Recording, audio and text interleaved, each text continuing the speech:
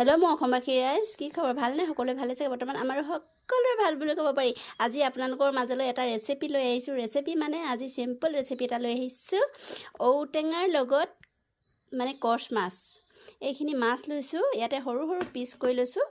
সেইটো সৰু মাছখিনি বনাবে যেতিয়া আপোনালোকৰ মাজত ৰেচিপি এটা দি দিওঁ। আৰু এয়া মই মাছ বনাবৰ কাৰণে, কচ মাছ বনাবৰ কাৰণে কি লৈছোঁ জানে? এটা ডাঙৰ পিঁয়াজ আৰু অলপ মচন্দৰী, নগা ধনিয়া আৰু এটা ভোট জলকীয়া, এইটো ভোট জলকীয়া আৰু এইখিনি নৰসিংহ পাত আৰু ঔটেঙা। আপোনালোকে বাৰু ঔটেঙাৰ লগত কচ মাছ বনাই কোনে কোনে খাই পাইছে জনাবচোন। যদি নাই পোৱা এই ৰেচিপিটো এবাৰ ট্ৰাই কৰিব, ইমানেই সোৱাদ হয় খাবলৈ। আগতো বনাই খাইছোঁ, কিন্তু আপোনালোকৰ আগত আগবঢ়োৱা হোৱা নাই। ভাবিলোঁ আজি আকৌ কচ মাছ বনামেই যেতিয়া, নতুন ঔটেঙা, একদম সৰু সৰু ঔটেঙা। এই ওচৰৰ ভাইটি এটাই আনিছিলে, তাৰ পৰাই দুটা মানে খুজি আনিলোঁ। অকণমানি ঔটেঙাটো ইমানটোমান হ'ব আৰু সৰু। তাৰপিছতে সেইটো কাৰণে ভাবিলোঁ মাছখিনি বনামে যেতিয়া ৰেচিপি এটা দি দিয়া যাওক, দেওবৰীয়া ৰেচিপি বুলি দি দিয়া যাওক। আৰু আপোনালোকে চাব মই কি ধৰণেনো বনাওঁ। আপোনালোকে ঠিক এই ধৰণে বনাই খাবচোন। কচ মাছ মানে যেতিয়া ঔটেঙা বনাব ইমান পিছে কৰিব, সৰু সৰু পিচ কৰি ল'ব, খাবলৈ বৰ সোৱাদ হয়। আৰু জানেই নৰসিংহ পাত দিলে এনেও গোন্ধটো ভাল লাগে।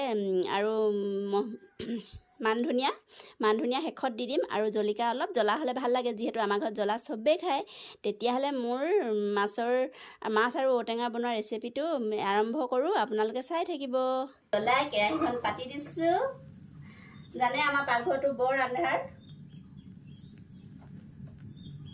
আৰু এইখিনি ৰেডি কৰি থৈছোঁ। তাৰপিছত আপোনালোকক কৈ গৈ আছোঁ।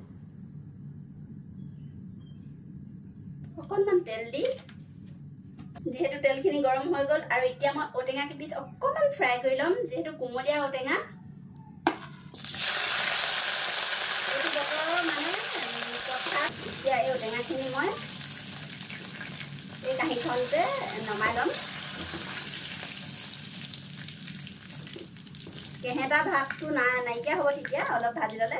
আৰু ইয়াতে মই পিঁয়াজ দি দিম। এটা ডাঙৰ পিঁয়াজ কাটি থৈছিলোঁ। মই যেনেকৈ বনাইছোঁ সেইটো চবেই বনাই খায়েই। আৰু মই মানে ভাবিলোঁ এইটো ৰেচিপি দিয়া যাওক আপোনালোকৰ মাজত, কিয়নো এইটো খাই বৰ টেষ্ট লাগে। আৰু ইয়াতে হালধি অকণ দি দিওঁ। মছলাৰ কোনো প্ৰয়োজন নাই ইয়াত।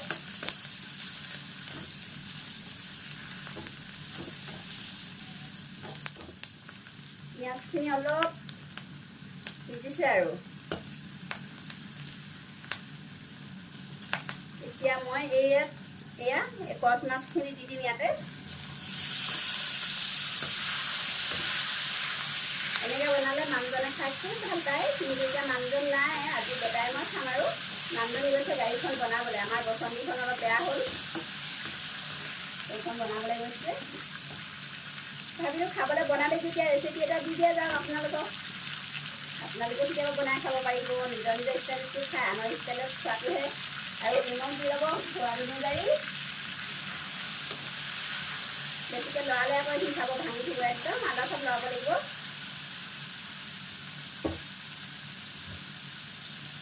আৰু এইটো যে ভোট জলকীয়াটো দুডোখৰ কৰি ইয়াত দি দিছোঁ।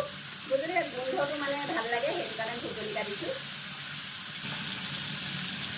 আৰু ইয়াতে এতিয়া এই অলপ লেলাই থোৱা ঔটেঙাখিনি দি দিম।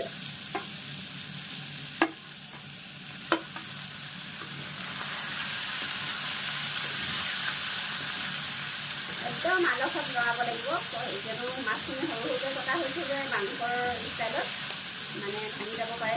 একদম আলসত লৰাইছোঁ। আৰু ইয়াতে মই দি দিছোঁ মচন্দৰী পেটৰ কাৰণে ভাল। আপোনালোকে জানে জণ্ডিছৰ কাৰণে একদম দৰৱ, মানে ঔষধৰ কাম কৰে। জণ্ডিছ হ'লে আপুনি পাতত দি ৰেগুলাৰ খাবচোন। জণ্ডিছ মানে বহুতখিনিয়ে ভাল হয়। পেটৰ বিষ, হাগনি যি হওক লাগিলে মানে মচন্দৰীয়ে কাম কৰে। সেইটো কাৰণে দি দিছোঁ মচন্দৰী। ল'ৰাই ইভাগে মচন্দৰী নাখায়, কিন্তু এনেকৈ চব্জি দি দিলে অলপ খায়। আৰু ইয়াতে অকণমান পানী।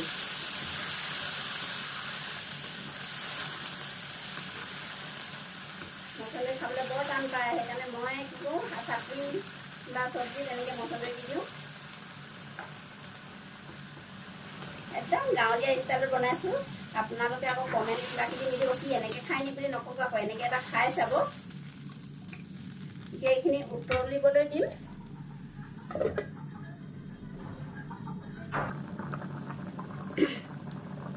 আৰু গাইজ চব কি ধুনীয়াকৈ উতলিছে। আৰু ইয়াত যে আছিলে এইখিনি আমিহে কওঁ নৰসিংহ বুলি, এইখিনি দি দিম ইয়াত। গোন্ধটো বৰ ধুনীয়া আহে, মাছত দি খালে ভাল লাগে, বইল শাকতো দি খালে ভাল লাগে, মিক্সিত গ্ৰাইণ্ড কৰি দিলে বেছি ভাল লাগে, কিন্তু মই কুমলীয়া পাত যে সেইকাৰণে মানে কুটি দি দিছোঁ মিহিকৈ, যিহেতু দৰৱ খুৱাব লাগিব।